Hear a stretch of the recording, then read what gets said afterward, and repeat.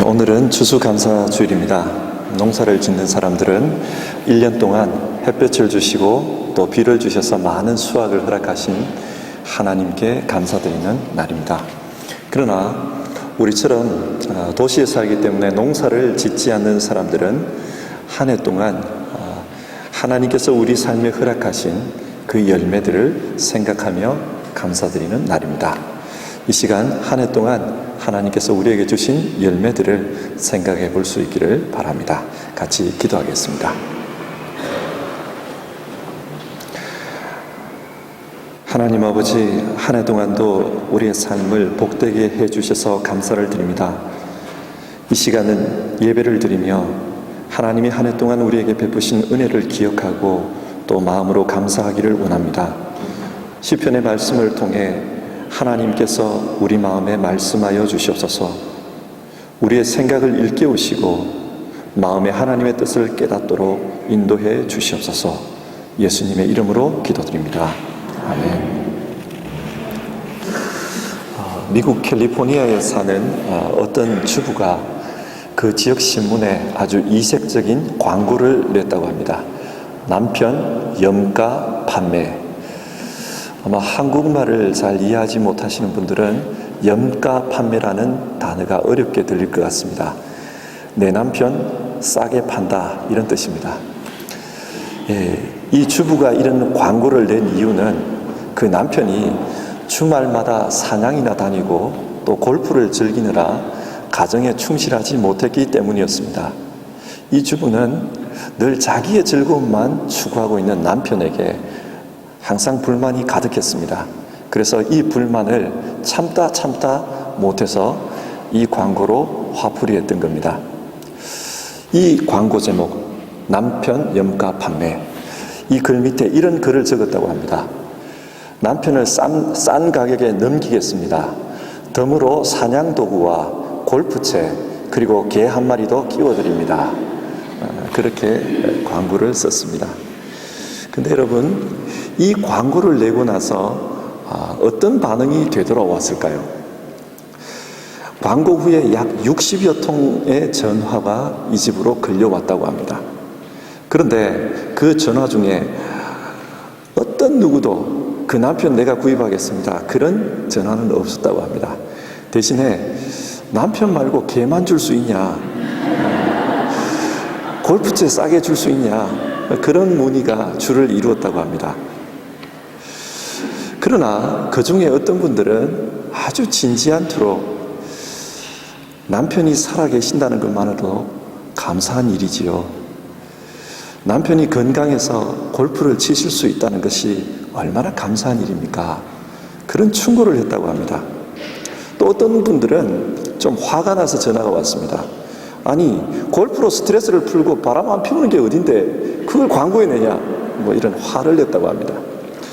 아마 이런 전화를 하신 분들은 남편이 일찍 돌아가셔서 그동안 많은 고생을 하신 분들일 겁니다.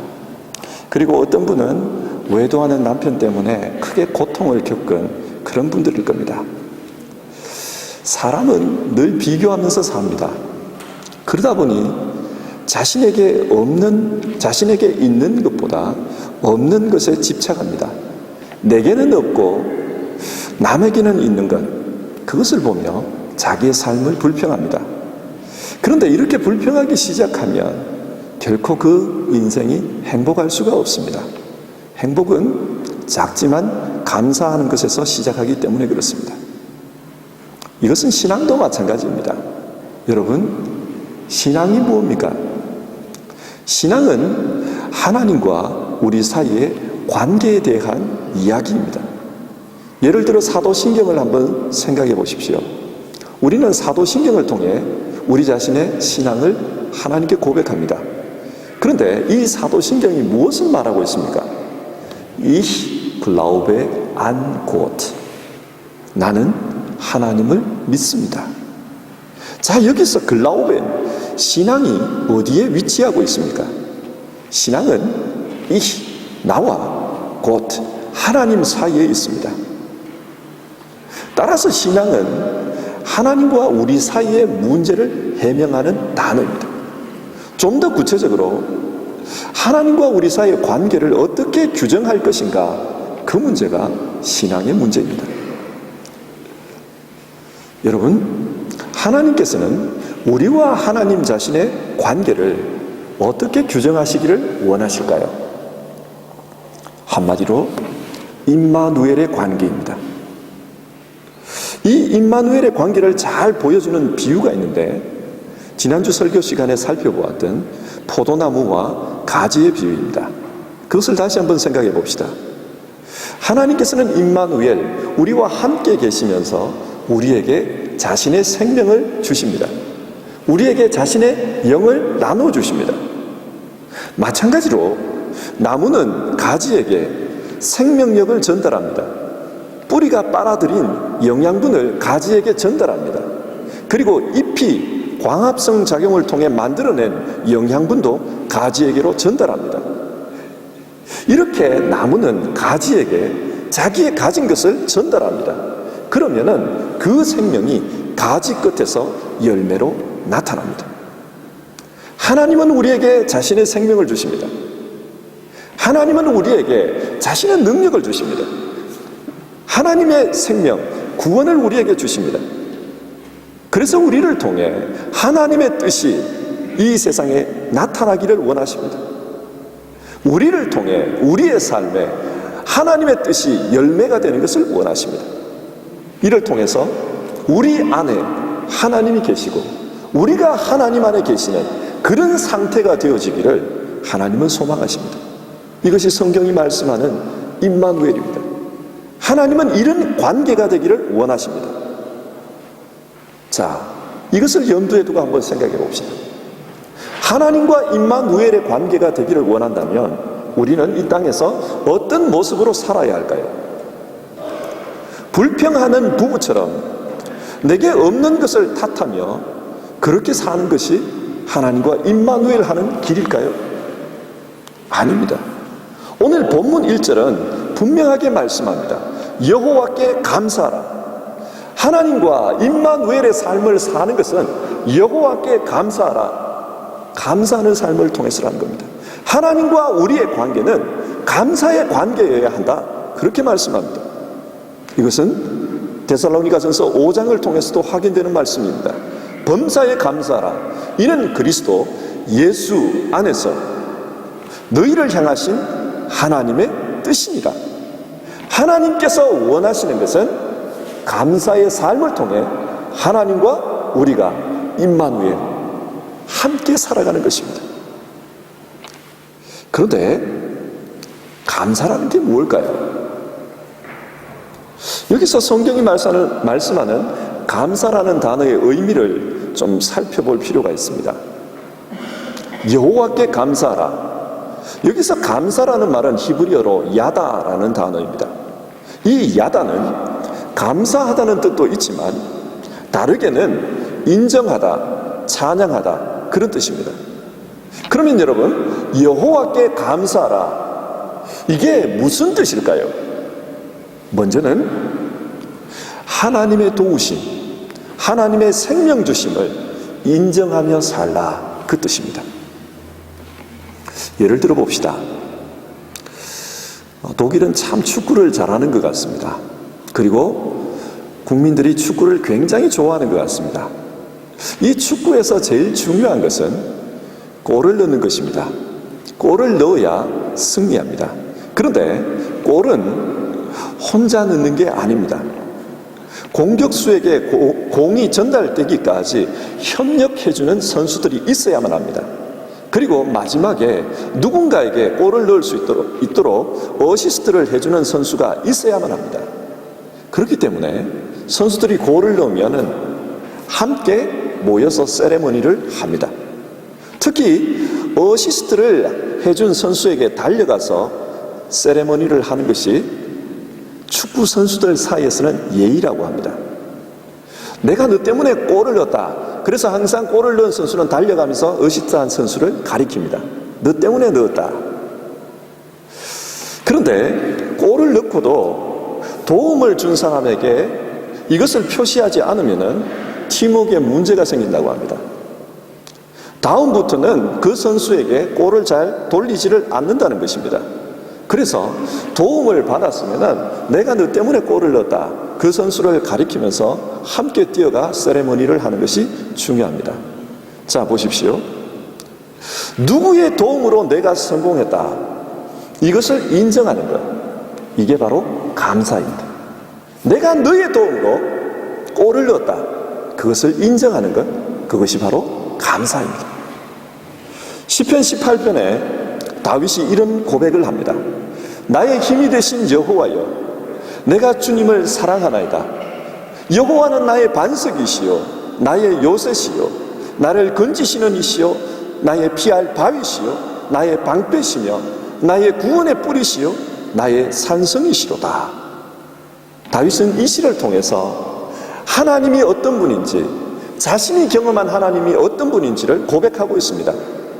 그런데 여기서 다윗이 언제 이 고백을 하는가, 그것이 중요합니다. 이 시는 다윗이 원수들의 손에서 건짐을 받았을 때, 즉 사울에게 쫓기다가 풀려났을 때, 그때 지은 시라고 합니다. 당시 다윗은 자신을 따르는 군인의 숫자가 별로 많지를 않았습니다.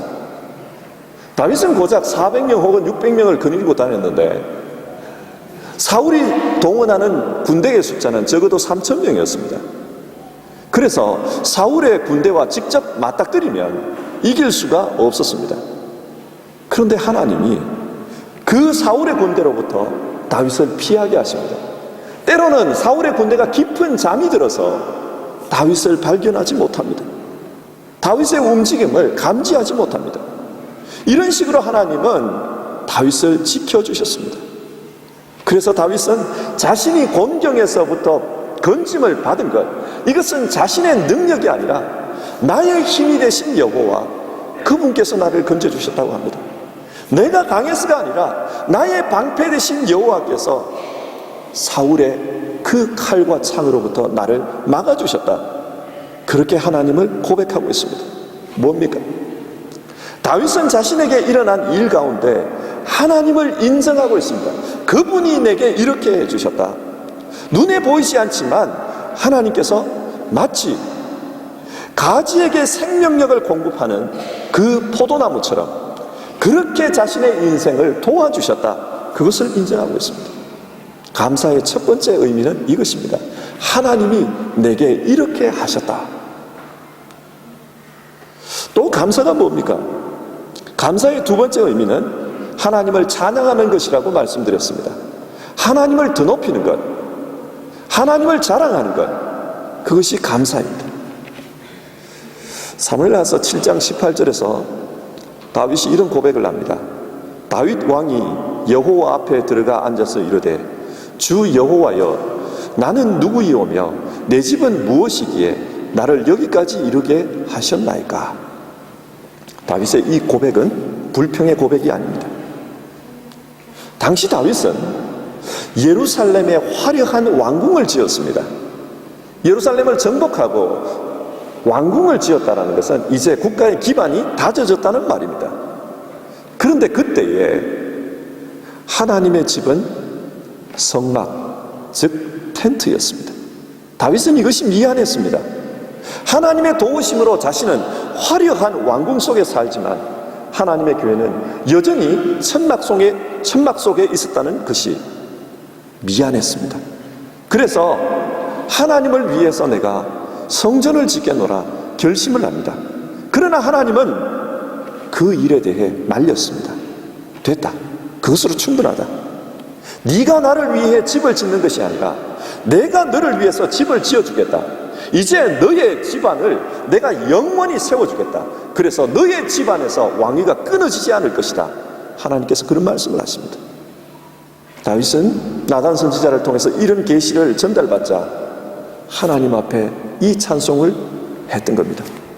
하나님, 도대체 내가 무엇이길래 이렇게까지 높여줍니까?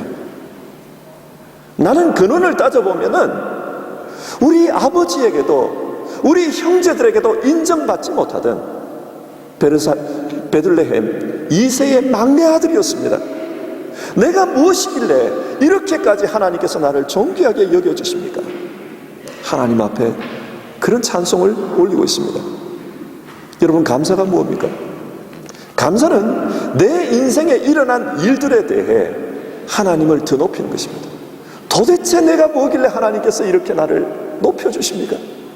존귀히 여김받을 분은 하나님이신데 내가 뭐길래 이렇게 높여주십니까? 오늘 우리가 하나님께 드려야 할 감사도 이런 것입니다. 1년 동안 하나님께서 우리에게 베풀어 주신 그 역사를 돌아보며 인정하는 것입니다. 사람들은 우연이라고 생각하는 것이 많습니다. 우리의 일상 속에서 일어나는 일들을 많은 부분에 있어서 우연히 일어났다, 그렇게 생각합니다. 아닙니다. 다시 한번 생각해 봅시다. 하나님의 역사가 아닌지 다시 한번 생각해 봅시다. 우리가 우연이라고 생각하는 그 속에서 하나님을 인정하는 것, 그것이 감사입니다. 마음으로 하나님의 일을 기억하고 동시에 하나님께서 주신 그 은혜를 내 입술로 찬송하는 것, 그것이 우리가 드려야 할 감사입니다. 그 다음에 여러분, 오늘 시편은 왜 감사라고 합니까? 무엇을 감사라고 합니까? 1절에서 이렇게 말합니다. 여호와께 감사하라. 그는 선하시며 그 인자하심이 영원하미로다. 사람들은 흔히 감사의 조건이 있을 때 감사합니다. 누구에겐가 도움을 받았을 때, 내게 좋은 일이 생겼을 때, 내게 발전이 있었을 때, 이런 것들을 두고 하나님 앞에 감사를 드립니다.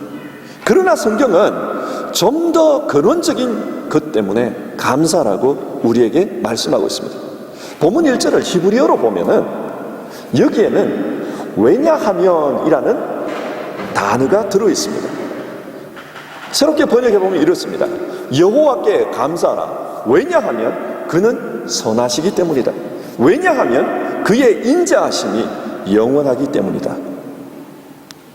그러니까 우리가 감사해야 할 것은 하나님의 선하심과 인자하심, 즉 하나님의 성품 때문입니다. 앞에서 하나님이 우리와 원하는 관계는 임마누엘이라고 했습니다. 그리고 하나님과 임마누엘, 그렇게 살기 위해서는 우리는 하나님께 감사하는 관계가 되어야 된다 말씀드렸습니다. 하나님과 임마누엘 살아가면 우리 삶에 열매가 맺힙니다. 근데 그 열매가 구체적으로 어떤 것입니까? 예를 들면 갈라디아서 5장은 이렇게 이야기합니다. 오직 성령의 열매는 사랑과 희락과 화평과 오래 참음과 자비와 양선과 충성과 온유와 절제니 이와 같은 것을 금지할 법이 없느니라. 하나님께서 성령을 통해 우리 가운데 함께 계시면 그 성령의 열매가 우리 가운데 나타난다는 것입니다. 그래서 우리의 인격 속에 하나님의 성품이 열매로 달린다고 이야기합니다. 또 고린도후서 2장 15절은 하나님께서 그리스도를 통해 우리 가운데 함께 하시기 때문에 우리의 삶 속에 그리스도의 향기가 나타난다고 이야기합니다. 우리는 구원받은 자들에게나 망하는 자들에게나 하나님 앞에서 그리스도의 향기니라. 하나님이 우리와 함께 계시면 우리의 삶을 통해 그리스도의 냄새가 가득하게 된다. 이것을 좀 더 추상적으로 말씀드리면 우리를 통해 하나님의 영광이 가득하게 된다, 그 말씀입니다. 성경은 우리를 하나님의 상속자라고 말씀합니다. 그래서 하나님의 성품 그리고 하나님의 영광, 그것을 우리도 참여한다고 이야기합니다. 특권입니다. 하나님께서 임마누엘의 관계를 통해 궁극적으로 목표하는 것은 이것입니다. 우리도 하나님의 그 영광, 하나님의 성품에 참여하는 것입니다. 근데 여러분, 여기서 중요한 것이 있습니다. 성령의 열매가 어떻게 맺힙니까? 그것은 성령께서 우리에게 찾아오심으로 성령이 맺히게 하는 것입니다. 그리스도의 향기는 어떻게 나타납니까? 그것은 그리스도께서 우리 가운데 함께 계시기 때문에 나타납니다. 우리의 노력과 능력 이전에 하나님이 역사하십니다. 마치 포도나무가 열매를 맺도록 영양분을 주는 것처럼 하나님께서 우리에게 그 영광이 나타나도록 그렇게 주시는 겁니다. 하나님이 하십니다.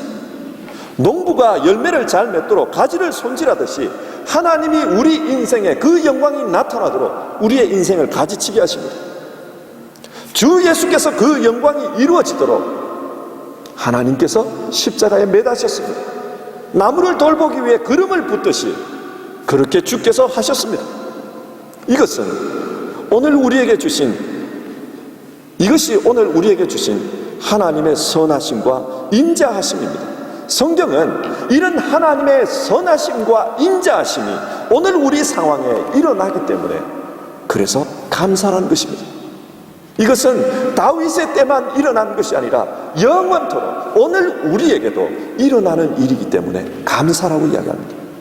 우리의 감사의 이유는 구체적인 조건들이 있지만 좀 더 근원적으로는 하나님께서 자기를 우리에게 주셨으므로 감사라고 이야기합니다.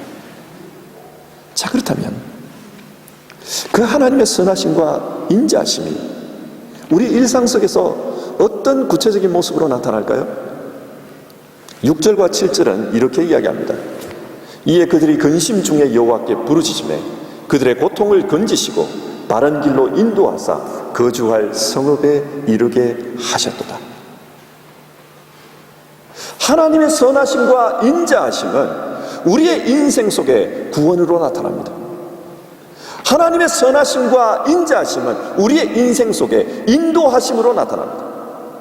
이 시에서 말하는 고통은 바벨론 포로 생활을 의미합니다. 이스라엘은 하나님을 배반했기 때문에 바벨론의 포로로 잡혀갔습니다. 그러나 하나님은 그 이스라엘을 고통 가운데 내버려 두시지 않았습니다. 그들이 부르짖을 때에 그 소리를 들어주셨습니다. 그리고 그들을 건져주시고 마침내는 하나님께서 거주할 성읍으로 인도해 주셨습니다. 우리의 삶을 한번 돌아봅시다.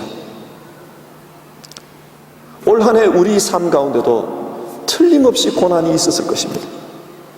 우리 어르신들 가운데 많은 분들이 병원을 드나드는 것을 보았습니다. 어려운 병을 가지고 치료받으시고 수술받으시고 그 이야기를 들었습니다. 건강의 어려움으로 많은 고생을 당하셨습니다.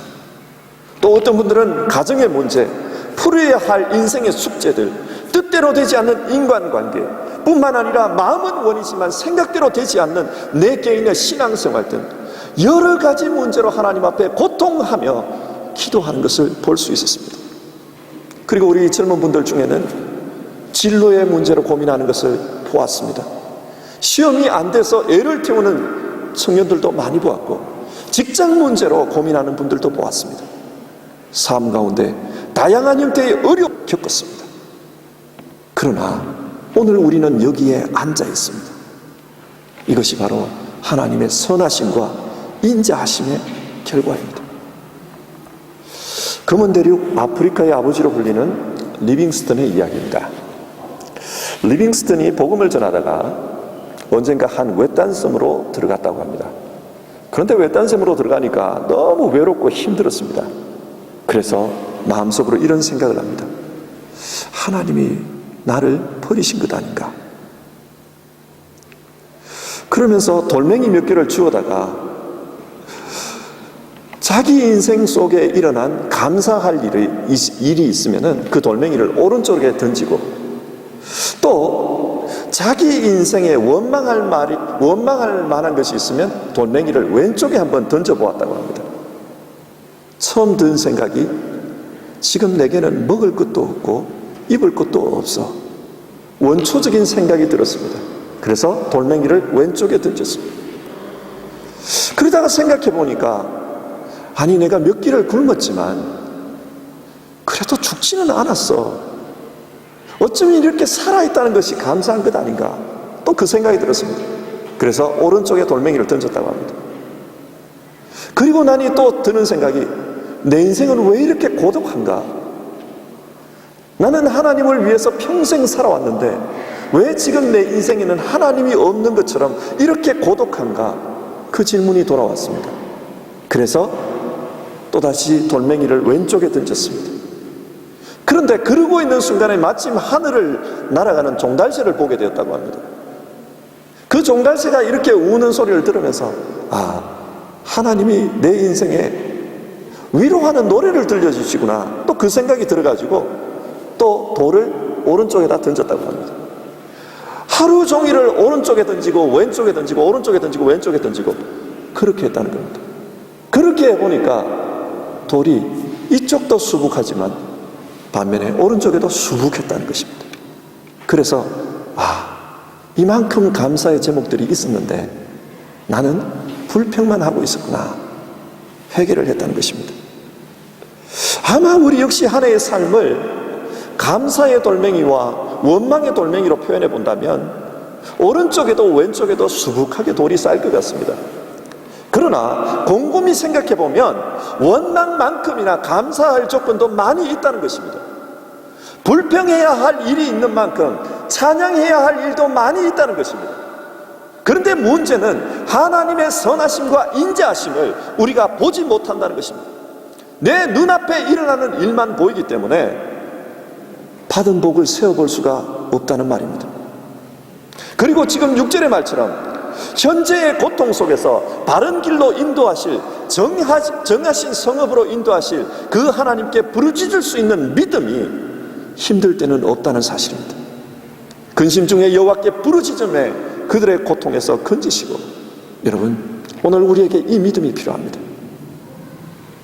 그러면은 약속의 말씀이 있습니다. 9절을 보시면은 그가 사모하는 영혼에게 만족을 주시며 줄인 영혼에게 좋은 것으로 채워주심이로다.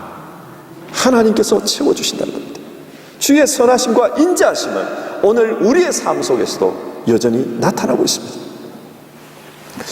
죄와 벌이라는 책 잘 아시죠? 누가 썼죠? 너무 어려운 질문 던져서 죄송합니다. 카라마초프 형제의 형제들이라는 책, 이런 수많은 명작을 남긴 러시아의 대문호 도스토옙스키가 있습니다. 그는 짧은 인생을 살면서 정말 많은 고통을 겪었다고 합니다. 도스토옙스키는 어렸을 때의 아버지가 누군가에게 살해를 당했다고 합니다. 그래서 고아로 자랐다고 하네요. 그리고 청년 시절에는 혁명 모임에 들어갔다가 체포가 되어서 마침내 사형 선고를 받고 맙니다. 그래서 시베리아로 유배를 떠날 수밖에 없었습니다. 그리고 이후에 결혼을 했는데 그 결혼한 아내는 얼마 되지 않아서 질병으로 죽고 말았습니다. 그리고 또 다른 사랑을 만나서 재혼을 했는데 이번에는 태어난 아이가 죽고 말았다는 겁니다. 계속된 시련이었습니다. 그리고 마침내는 자기 자신에게 병이 생겼습니다. 간질병이었습니다. 그는 평생 죽을 때까지 그 병을 앓으면서 고통 속에서 살았다고 합니다. 그러나 도스토옙스키는 그 간질병을 자기 인생의 거룩한 병이라고 불렀다고 합니다. 왜냐하면 그 질병 때문에 도스토옙스키는 자신의 연약함을 더 알게 되었고, 그래서 신앙에 매진하게 됐다는 겁니다. 연약한 인간의 내면 세계에 대해서 한 걸음 한 걸음 좀 더 깊이 성찰할 수 있는 그런 계기가 되었다고 합니다. 고난 속에서 역사하시는 하나님의 인자하심과 선하심을 그는 자신의 인생을 통해 체험하게 되었습니다. 그래서 도스토옙스키의 글들에는 이런 인간의 연약성에 대한 것들, 또 하나님의 선하심과 인자하심에 대한 고백들이 많이 묻어나 있다고 합니다. 그렇기 때문에 도스토옙스키는 자신을 그곳으로 인도했던 자기 몸의 질병을 거룩한 병이라고 그렇게 불렀다고 합니다. 성도 여러분, 우리에게도 불행이 있을 수 있습니다. 그러나 그 불행도 하나님의 선하심과 인자하심의 관점에서 보면 오늘 우리에게 감사의 조건이 될 수 있습니다. 왜냐하면 하나님은 우리의 인생이 불행으로 끝나는 것을 원치 않기 때문입니다. 하나님께서 약속하셨습니다. 하나님께서 우리를 채워주신다고 약속하셨습니다. 그러므로 반드시 건져주십니다. 올 한 해 우리의 삶을 돌아봅시다. 하나님은 시편 110편을 기록할 때 이런 말씀을 하셨다가 오늘 우리에게는 딴소리를 하시는 그런 분이 아니십니다. 하나님의 선하심과 인자하심은 여전히 영원하기 때문입니다. 말씀을 정리하겠습니다. 신앙은 관계의 문제입니다. 우리는 하나님과 어떤 관계 속에서 지금 살아가고 있습니까? 성경은 감사하는 관계가 되라고 우리에게 말씀하십니다. 범사에 감사하라. 이는 그리스도 예수 안에서 너희를 향하신 하나님의 뜻이니라. 옛날에 독일에 대기근이 있었다고 합니다. 그 대기근 때에 어떤 연세 많으신 어르신께서 동네 가난한 아이들을 모아가지고 빵을 나눠주는 일을 하셨습니다. 빵을 한 자루 갖다가 아이들 앞에 내놓습니다. 너희들이 하나씩 가져갈 만한 빵이 여기 다 있으니까 꼭 하나씩 가져가라. 그리고 약속하던데 내일도 이것을 가져갈 테니까 욕심을 부리지 말고 하나씩 가져가라. 그렇게 말씀을 했습니다. 이 말을 들은 아이들은 그 빵을 보자마자 달려 들어가지고 서로 큰 빵을 집어가겠다고 그렇게 싸우기 시작합니다. 그리고 하나 쥐고는 집으로 내달립니다. 그런데 그 중에 그레첸이라는 한 소녀가 이 할아버지의 말을 믿고 가만히 서 있습니다. 마지막까지 서 있다가 제일 마지막에 남은 부스러기 빵 같은 그 빵을 들고는 할아버지 감사합니다 그렇게 인사하고는 돌아갔다는 거예요. 다음 날도 똑같은 일이 벌어졌습니다. 아이들은 빵을 집어들고는 집으로 도망치기가 바빴습니다. 그런데 또 그레첸이라는 그 어린 소녀는 마지막까지 가만히 서 있다가 또 빵 하나를 집고는 할아버지 감사합니다 인사를 하고는 갔다는 거예요. 어느 날 그날도 그레첸은 맨 나중에 남은 제일 작은 빵을 들고는 할아버지께 감사합니다 인사를 하고는 돌아갔다고 합니다. 그런데 집에 가서 빵을 먹으려고 이렇게 빵을 찢어보니까 그 속에 50센트짜리 은화가 6개나 들어있었습니다. 그래서 이 소녀가 놀랐습니다. 그래서 이건 할아버지 거니까 할아버지께 갖다 드려야 된다. 그래서 그 은화를 가지고 할아버지께 갔습니다. 근데 그 할아버지가 이런 말을 합니다. 이것은 감사할 줄 아는 착한 사람에게 상으로 주는 것이란다. 성도 여러분, 감사는 또 다른 감사로 이어집니다. 이것이 하나님의 법칙입니다. 한 해를 돌아보시며 감사합시다. 우리에게 있었던 좋은 일과 나쁜 일, 그 모든 것 속에서 하나님의 선하심과 인자하심을 생각합시다. 그리고 하나님을 찬송합시다. 그러면 하나님의 영원하신 선하심과 인자하심이 오늘 우리에게 또 다른 감사가 되어서 돌아올 것입니다. 같이 기도하겠습니다. 하나님 아버지, 지난 한 해 동안도 우리를 주님의 팔에 안아주시고 우리를 하나님이 정하신 성읍으로 목표하신 그곳으로 이끌어 가시니 감사합니다. 올 한 해도 하나님은 마치 농부가 포도나무를 기르고 가지를 정리하듯 그렇게 열매 맺도록 우리들을 돌보아 주셨습니다. 그래서 우리 삶에 성령의 열매가 나타났습니다. 그리스도의 향기가 나타났습니다. 그리고 그 향기가 점점 진해지도록 우리를 그렇게 인도하셨습니다. 비록 우리의 삶 속에는 어려움이 있었지만 그러나 우리 성도님들 이 어려움을 농부이신 하나님의 가지치기로 이해합니다. 더 많은 열매를 위해 하나님이 손질하신 것으로 이해합니다. 하나님, 임마누엘 신앙의 성숙한 열매를 위해 하나님이 일하시는 것에 근거해 더 많은 열매 맺는 성도님들 되게 하여 주시옵소서.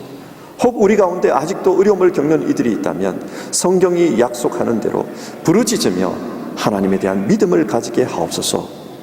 올 한 해 있었던 모든 것을 감사의 찬양으로 하나님 앞에 올려드리며 예수님의 이름으로 기도드립니다. 아멘.